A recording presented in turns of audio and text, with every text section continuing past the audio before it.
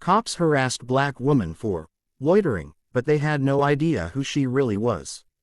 The red and blue lights splashed across the wet pavement like spilled paint. Rain hissed against the sidewalk outside the 24-hour pharmacy on Martin Luther King Jr. Boulevard in South Los Angeles. It was 2:17 a.m. on a Tuesday in late November, the kind of cold that slips under your coat and sits on your chest. Two officers stepped out of their cruiser, flashlights cutting through the downpour. "Ma'am," the taller one called, voice already edged with suspicion, "you can't just be standing here. This isn't a bus stop." The woman didn't move. She stood beneath the pharmacy's flickering awning in a soaked navy peacoat 2 sizes too big, a knit cap pulled low, grocery bags at her feet. Her breath came out in soft clouds. She looked tired. Not the tired that comes from a long shift, but the kind that has been accumulating for decades. "I'm waiting on someone," she said, calm, almost gentle. "Waiting on who?" the second officer asked, younger, hand resting on his belt like it was a habit he hadn't decided to break yet. "It's 2 in the morning. Store's been closed an hour. Move along." She glanced at the patrol car's number, 412, and then back at them. "I'm not hurting anybody." "That's not the point," the tall one snapped. "This corner's been hot for prostitution and narcotics. You match the description we've been getting. Let's see some ID." A long silence. Rain drummed on the awning. Somewhere down the block a car alarm gave one half-hearted whoop and died. She reached slowly into her coat pocket. The officers tensed. She pulled out a worn leather wallet, opened it, and held it up so the flashlight beam caught the gold shield inside. Los Angeles Police Department. Rank: Captain. Name: Evelyn R. Carter. The younger officer's mouth actually opened. The taller one recovered first. "Captain Carter." "Ma'am, we didn't." "At ease," she said quietly. "Not angry. Just tired. You couldn't have known. Coat's new, hat's my nephew's. I don't usually walk this beat anymore." The rookie found his voice. We got calls about a woman loitering. Description matched. Dark coat, black female, 5'6", maybe 40. 53, she corrected softly. They stood there getting wet while the realization sank in. Captain Evelyn Carter was deputy commander of South Bureau Homicide. 28 years on the job. The first black woman to make captain in South Bureau. The officer who, 12 years earlier, had walked into an ambush on 77th and taken 2 rounds in the vest to drag her rookie partner out. The same captain whose photo hung in the lobby at the academy with the words, "Service above self," etched underneath. And tonight she was standing in the rain outside a closed pharmacy with 4 plastic bags of groceries and a cardboard box of fried chicken getting cold. The tall officer, name tape read Ramirez, cleared his throat.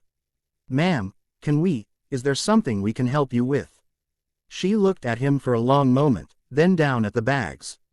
"My car's in the shop," she said. "Bus stopped running an hour ago.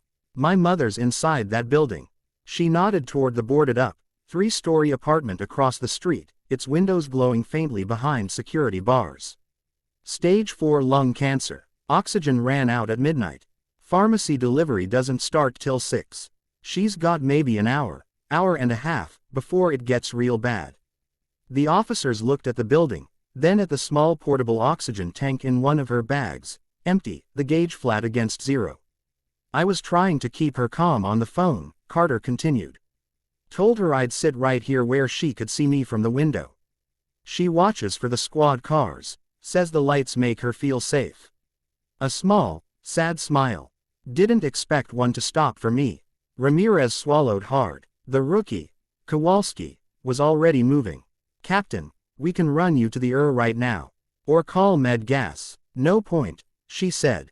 Won't fill private tanks after hours, and med gas won't come to this zip code this late." "I've tried." She picked up the chicken box. Brought her favorite from Rosie's. "Figured if tonight's the night, at least it smells like home." Silence again, heavier than the rain. Ramirez looked at Kowalski. Kowalski looked at the cruiser. Then at Carter. "Captain," Kowalski said, voice cracking just a little, "get in. Both of us are O positive.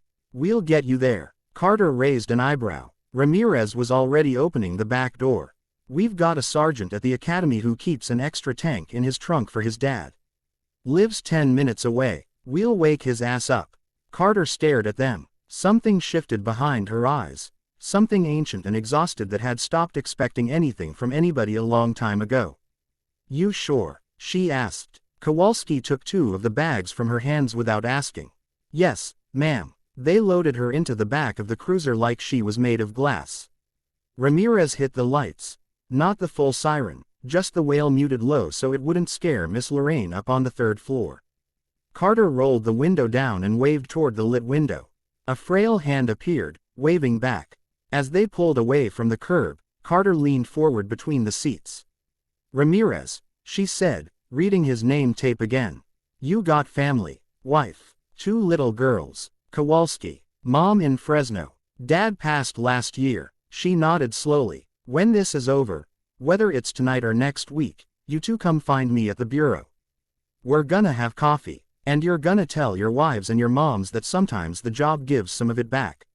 The sergeant with the spare tank met them in his driveway in slippers and a robe, cursing good-naturedly about rookies who can't read a clock.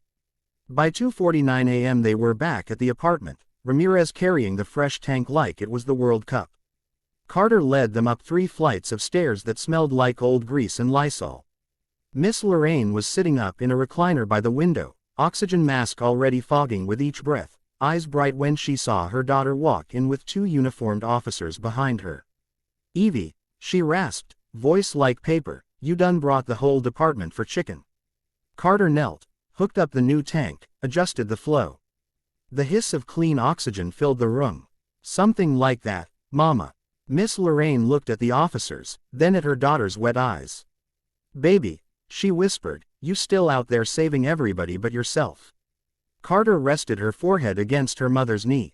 Not tonight. Ramirez and Kowalski stood awkwardly near the door until Miss Lorraine beckoned them closer. Young men, she said, sit.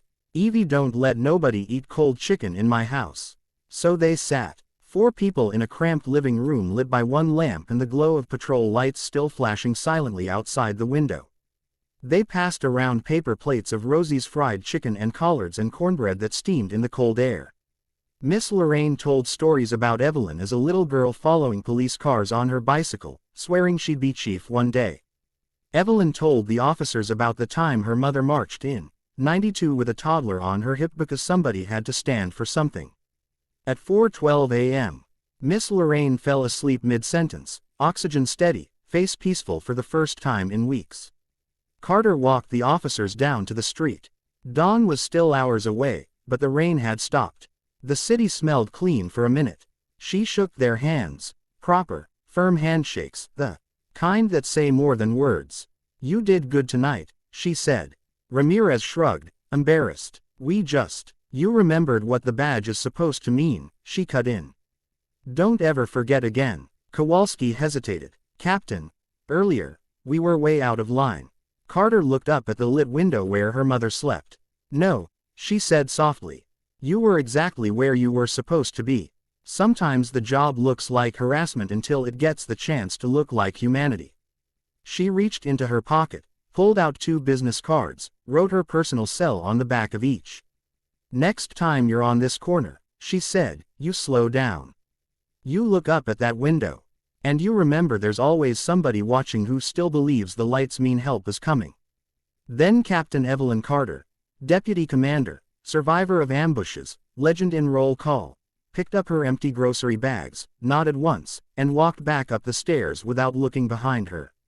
Ramirez and Kowalski stood there a long time after she disappeared. Eventually Kowalski spoke, voice rough. We almost arrested a captain.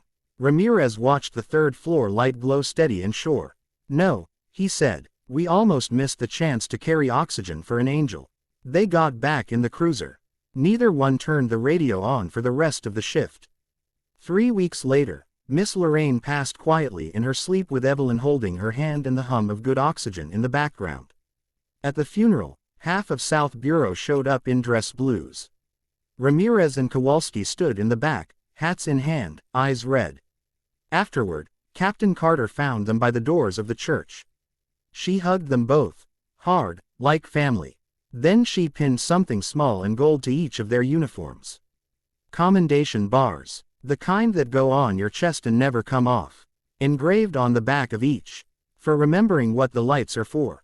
Years from now, when people ask Ramirez, by then a sergeant himself, why he never wrote another loitering ticket on that corner, he'll just point to the faint scar on that little gold bar and say, because one night the city almost lost one of its best, and 2 cops got shown who she really was. And somewhere, on quiet nights when the rain falls soft and the lights flash red and blue across wet streets, Captain Evelyn Carter still walks her mother's block in an oversized coat, just to make sure the new kids remember too. Because some legends don't wear the uniform where you can see it.